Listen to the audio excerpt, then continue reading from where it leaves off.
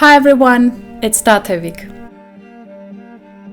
A few years ago, I traveled to Nicaragua as a part of my work as a video producer at Children Believe.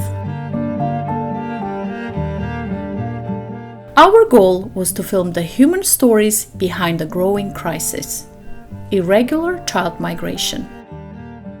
To understand what drives young people, many still in their teens, to leave everything behind, often traveling alone, chasing a future filled with uncertainty. What I witnessed was deeply moving.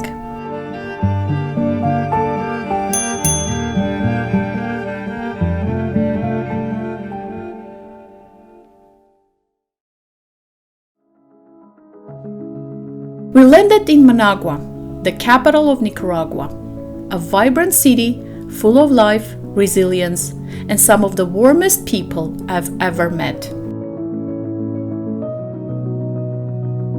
Children Believe has one of its operational offices here, and for the first time, I had the chance to meet some of my incredible colleagues in person. Hello guys, welcome to our CCFC office in Nicaragua. Together, we traveled across the country to capture powerful stories that too often go unheard. But the reality on the ground was difficult. Many of the neighborhoods we visited were unsafe. To protect both the people we were filming and ourselves, we traveled with security at all times. Life in many parts of Nicaragua is incredibly challenging. In rural communities, opportunities are scarce, schools are few, jobs are limited, and violence is an ever-present threat.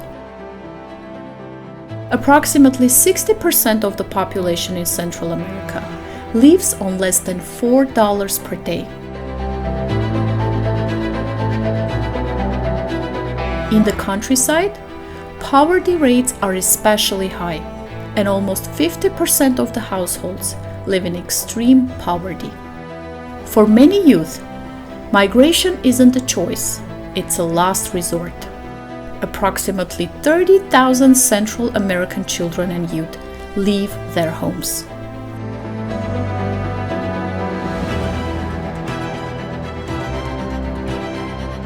The majority of child migrants come from Honduras, El Salvador, and Guatemala, a region commonly known as the Northern Triangle.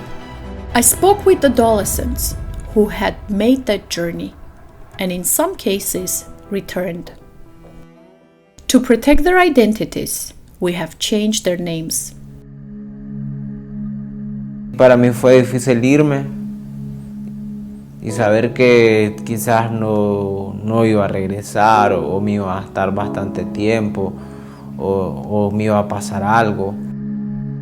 Caminé bastante tiempo, cruzamos lugares donde no había gente y también me tocó dormir en lugares. Yo extrañaba mucho a mi mamá. Me había ido, pero no me había dado cuenta pues que toda la preocupación que le había dado a ella. Bueno, inicialmente creo que se debe bastante a la falta de educación, al acceso a la educación o a mejores oportunidades que tengan que ver con permanecer dentro del país. O sea, si un país no tiene esas condiciones, difícilmente pues la sociedad o los jóvenes van a estar aquí en el país. Like many families in his community, Carlos lives with his mother in a shanty made of plastic sheets. There are no paved roads, no sewage system, no electricity, and no access to clean water.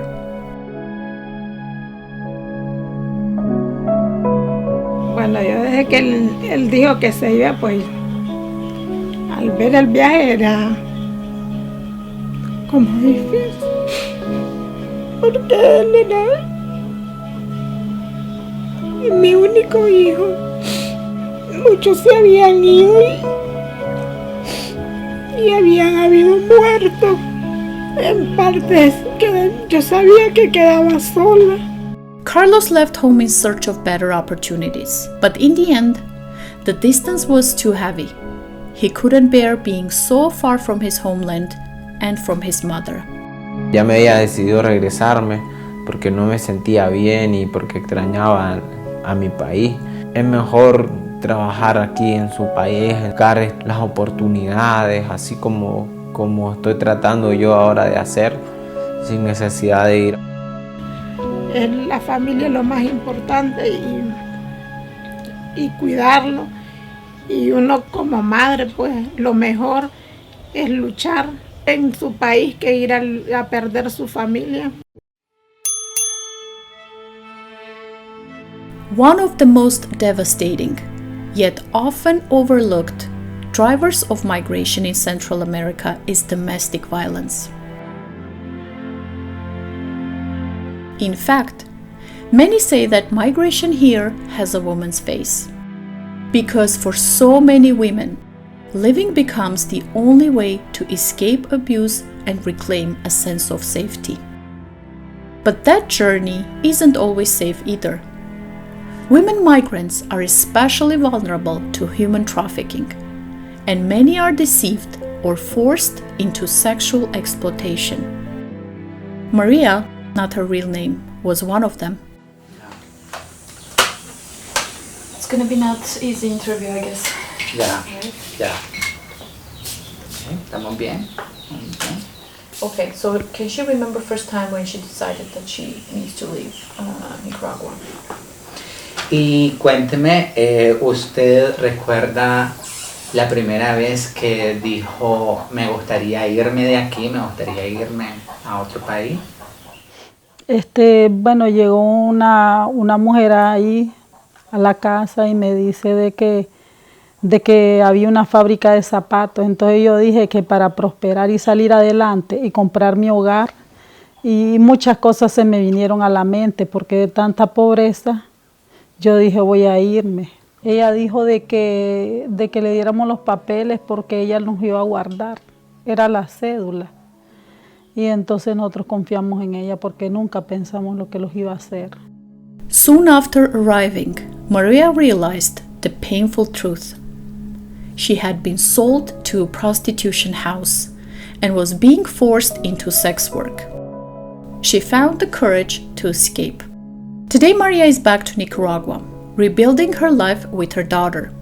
Maria believes that education is the key to breaking the cycle. Hubiera estudiado, por ejemplo, también hubieran estas oportunidades que hay ahorita. Si me hubiera preparado y hubiera tenido mi buen trabajo, ¿verdad? No estuviera así.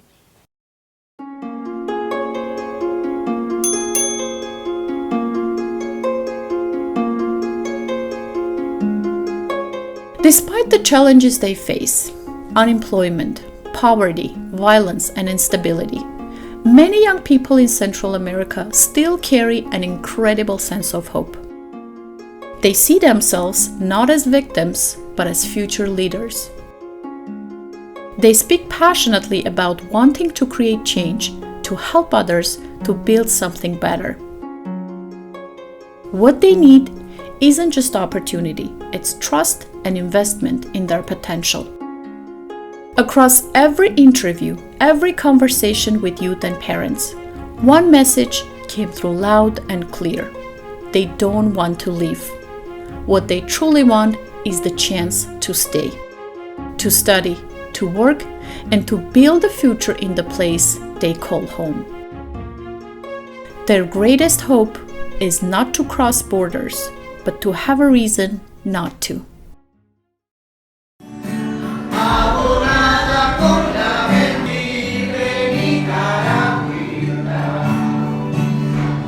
And for me, I left Nicaragua with a heart full of gratitude.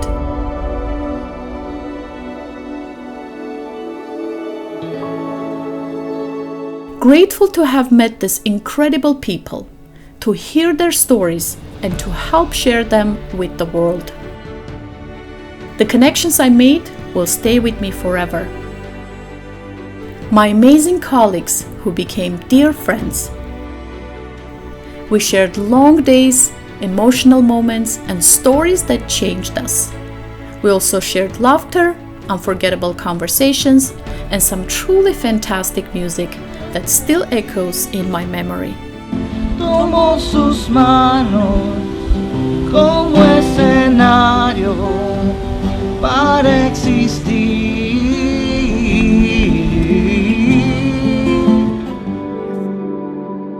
Thank you for joining me on this journey. Until next time.